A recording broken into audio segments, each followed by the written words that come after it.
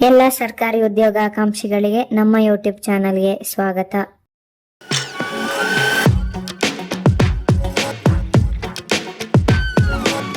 ಕೇಂದ್ರ ಸರ್ಕಾರದ ವತಿಯಿಂದ ಇನ್ನೊಂದು ಬೃಹತ್ ಹುದ್ದೆಗಳ ನೇಮಕಾತಿ ಆರಂಭಗೊಂಡಿದೆ.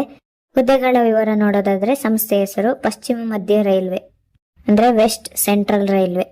ಹುದ್ದೆಗಳ ಸಂಖ್ಯೆ 2865.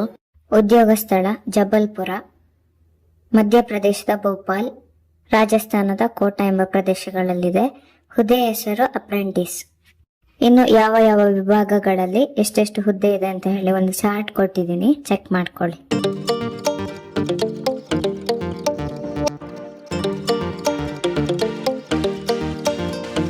ಇನ್ನು ಯಾವ ಯಾವ ಹುದ್ದೆಗಳು ಎಷ್ಟೆಷ್ಟಿದೆ ಅಂತ ಹೇಳಿ ಒಂದು ಚಾರ್ಟ್ ಕೊಟ್ಟಿದ್ದೀನಿ, ನೋಡಿ.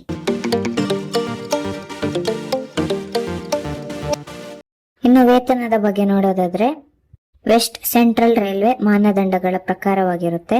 ವಿದ್ಯಾರ್ಹತೆ 10ನೇ ತರಗತಿ ಅಥವಾ 12ನೇ ತರಗತಿ, ಅದ್ರ ಜೊತೆಗೆ NCVT ಅಂದ್ರೆ national council for vocational training ಅಥವಾ SCVT ಅಂದ್ರೆ state council for vocational training, ಇವರ ವತಿಯಿಂದ ITI ಪ್ರಮಾಣ ಪತ್ರ ಹೊಂದಿದವರಾಗಿರಬೇಕು.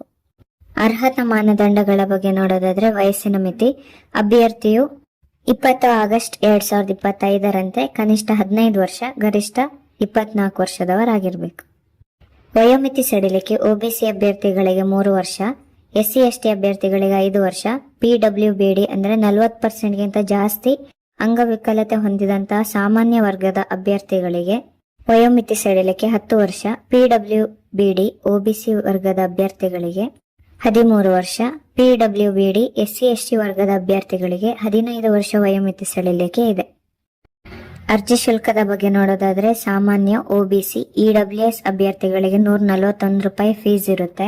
SC/ST ಅಂಗವಿಕಲ ಮಹಿಳಾ ಅಭ್ಯರ್ಥಿಗಳಿಗೆ 41 ರೂಪಾಯಿ ಫೀಸ್ ಇರುತ್ತೆ. ಪಾವತಿ ವಿಧಾನ ಆನ್ಲೈನ್.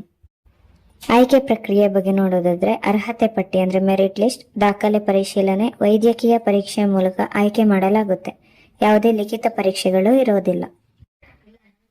ಪ್ರಮುಖ ದಿನಾಂಕಗಳ ಬಗ್ಗೆ ನೋಡೋದಾದ್ರೆ ಆನ್ಲೈನ್ ನಲ್ಲಿ ಅರ್ಜಿ ಸಲ್ಲಿಸಲು ಪ್ರಾರಂಭದ ದಿನಾಂಕ 30 ಆಗಸ್ಟ್ 2025.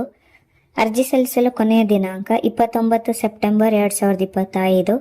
ಅಧಿಕೃತ ವೆಬ್ಸೈಟ್ wcr.indianrailways.gov.in. ಈಗ PDF ನಲ್ಲಿ ಬರುವಂತಹ ಕೆಲವೊಂದು ಮಾಹಿತಿಗಳನ್ನ ಇಲ್ಲಿ ಕೊಟ್ಟಿದ್ದೀನಿ.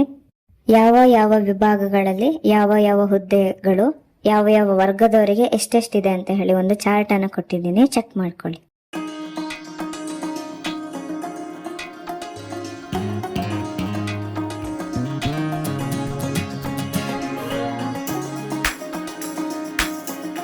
ಆನ್ಲೈನ್ ನಲ್ಲಿ ಅಪ್ಲೈ ಮಾಡಬೇಕಾದ್ರೆ ಯಾವುದೆಲ್ಲ ದಾಖಲೆ ಬೇಕು ಅಂತ ನೋಡೋದಾದ್ರೆ ನಿಮ್ಮ ಪಾಸ್ಪೋರ್ಟ್ ಸೈಜ್ ಫೋಟೋ 50 ರಿಂದ 200 KB ಒಳಗಿರ್ಬೇಕು ಸೈಜು.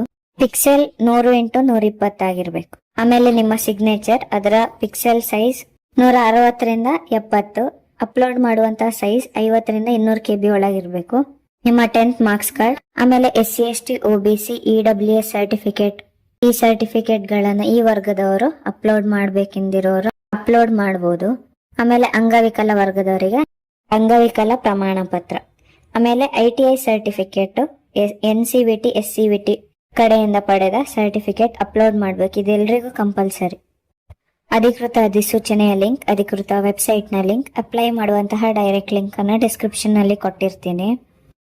ಆ ಲಿಂಕ್ ಇನ್ನು ಆಕ್ಟಿವ್ ಆಗಿಲ್ಲ, 30ನೇ ತಾರೀಕಿಗೆ ಆಕ್ಟಿವ್ ಆಗುತ್ತೆ. ಏನಾದರೂ ಡೌಟ್ ಇದ್ರೆ ಕಮೆಂಟ್ ಮೂಲಕ ತಿಳಿಸಿ. ಈ ನಮ್ಮ ಮಾಹಿತಿಗಳು ನಿಮಗೆ ಉಪಯೋಗವಾಗಿದ್ದಲ್ಲಿ ನಮ್ಮ ಚಾನಲ್ ಅನ್ನು ಲೈಕ್ ಮಾಡಿ, ಶೇರ್ ಮಾಡಿ, ಸಬ್ಸ್ಕ್ರೈಬ್ ಮಾಡಿ. ಧನ್ಯವಾದ.